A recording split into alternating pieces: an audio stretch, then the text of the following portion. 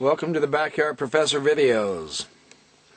I'm up here in one of my very favorite canyon drives in my backyard among some spectacular rocks.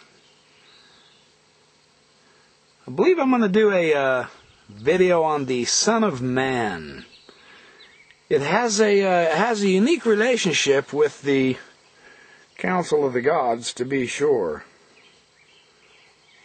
The Son of Man is a fascinating subject. It's been written about by hundreds of scholars, thousands of pages. It is, those of you who are involved with the biblical scholarship know that it is one of the most extensively discussed themes, without question. Thousands of articles, dozens of books, and there's still no end in sight. We still haven't solved the so-called Son of Man problem. It's a very interesting issue involving the books of Daniel and the books of Ezekiel and the books of Enoch. And, of course, the Jesus sayings of the Son of Man in the New Testament. And I have a new article, well, for me new anyway, 2003, discussing the Son of Man that I want to discuss with you. And this does tie in really well in conjunction with the Council of the Gods theme that I've been elaborating on for the last several weeks. So let's talk about the Son of Man and the Stone of Blood. Now, a scholar by the name of J.C. O'Neill, in the Novum Testamentum for 2003, discussed this idea of the Son of Man, Stone of Blood, discussing the chapter of John, chapter 1, verse 51.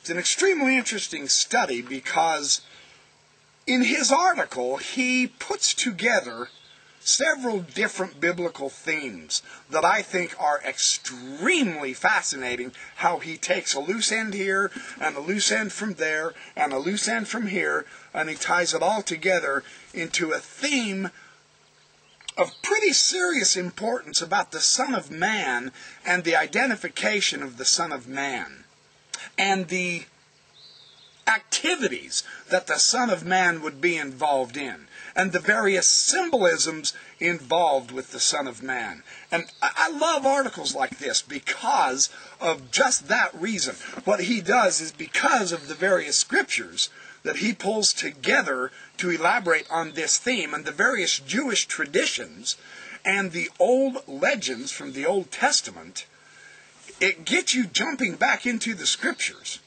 And I love how this works. He says, John 1, verse 51. Oh, I need to get my Bible and read this to you. Let me read this to you. I've got to read this to you. Hang on, I'll be right back. And of course, John 1 is the famous Logos chapter. In the beginning was the Word, and the Word was with God, and the Word was God, so on and so forth. When we go through the first chapter here, we have the testimony of John the Baptist in verses 19 through 28, of course. And then we discuss the Lamb of God and the first disciples. And this is also the chapter where Jesus calls Philip and Nathanael. Now this is the area that O'Neill is discussing. The following day, Jesus would go forth into Galilee, and he finds Philip. And he simply says to him, "Follow me." And so Philip follows Jesus. And Philip was of Bethsaida, the city of Andrew and Peter, and Philip found Nathanael. Now this is in verse 45. And he told Samuel, he said, "Hey, we found him whom Moses and the prophets and the law talked about, this Jesus of Nazareth, the son of Joseph." That's in verse 45 in John 1.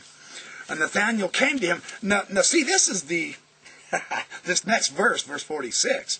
This is the verse that most commentators discuss. This is the famous saying of Nathanael, and he says, "Hey, wait a minute. Can anything good come out of Nazareth?" And Philip just simply says, "Well, come and see." And so Nathanael goes and sees. And this is where Nathanael meets Jesus. Jesus says, "Ah." He sees him from afar, and he says, "Ah, an Israelite in whom there is no guile." And Nathanael said, you don't know me from Adam. How do you know who I am? And Jesus tells Nathanael, oh, I saw you under the fig tree. And then just simply based on that, Nathanael says, Rabbi, thou art the Son of God, thou art the King of Israel. And Jesus answered him and said, because I said unto thee, I saw thee under the fig tree, believest thou? Thou shalt see greater things than these. And he saith unto him, now this is Jesus talking to Nathanael in verse 51. Now I'm to verse 51. He says, verily, verily, I say unto you, hereafter ye shall see heaven open, and the angels of God ascending and descending upon the Son of Man. So this is a famous Son of Man saying in John chapter 1, and the chapter actually finishes with that. Well, O'Neill talks about the importance of this Son of Man concept in his article.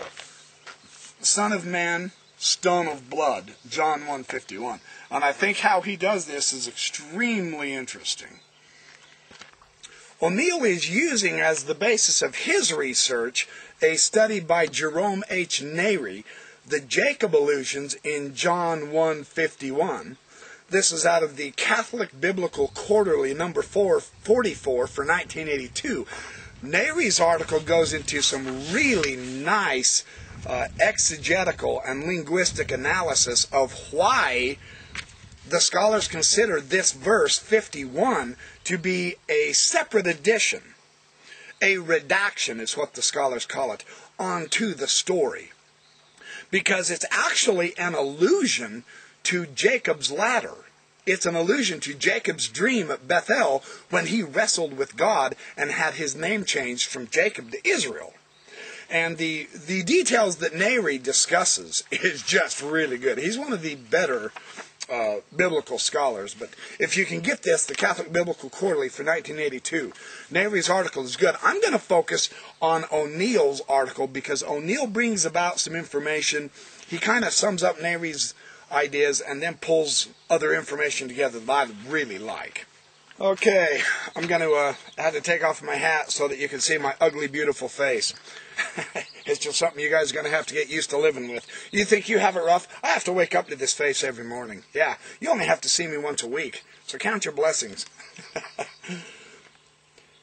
O'Neill says that the compiler in John, as he was describing this story of Jesus and Nathanael, that it reminded him of Jacob at Bethel with the Jacob's ladder scene because of the play on words of the word to see.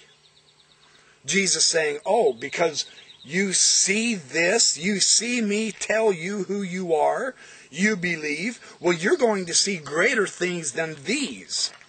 This play on words, O'Neill says, is very interesting because the connection, and he says this, the case for insertion of this story is strengthened by the connection between John 1:47. This is Jesus' description of Nathanael as a true Israelite, because the name of Israel means he who sees. And this is so beautifully interesting. This exegesis, this etymology of Israel as he who sees, is discussed by Philo. Now Philo, of course, was he was a contemporary with Josephus, the Jewish historian, who actually was an eyewitness account to the events of Jerusalem's destruction. Philo lived in that era, just after Jesus was crucified. He was as contemporary with Jesus as anyone we have on record as far as that goes. He lived to describe the events of the destruction of the Jews. Philo says this is the one who sees. And the Hebrew is the Ish Ro'el. This is a man who sees God. It's so interesting how he gives that etymology. Now I have some other etymological discussions on the etymology of Israel by Albright and other scholars that I'm not going to get into right now. I will do some more videos on the etymology of the name Israel. It's utterly exquisitely fascinating. I love etymological discussions and linguistic philology, trying to discuss what does this word mean and